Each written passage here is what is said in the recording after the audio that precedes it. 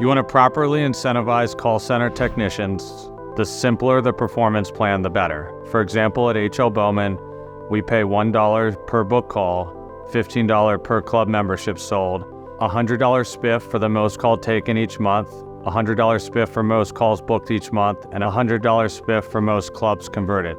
You want to properly incentivize call center technicians just like you would treat employees, for example, technicians.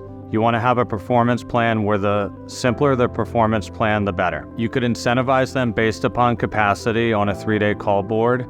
For example, you want to make sure that you're running 30% aged opportunities each day so you don't have a spike going up and down on your install process. For call center, some other ways to incentivize your call center correctly are paying for 80% of capacity for having the 3-day call board correct. So for example, if we strive for 30 calls a day, we want to make sure 10% of those calls are over 10 years old. This allows your technicians to turn over calls to Comfort Advisor, or if you're using selling technicians, for them to be able to sell.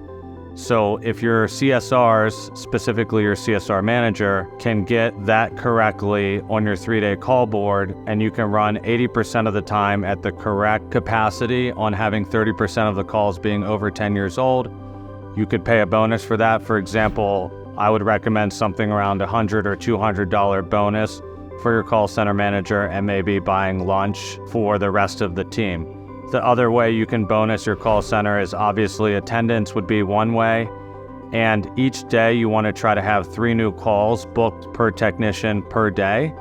That would be one other way of paying your call center correctly.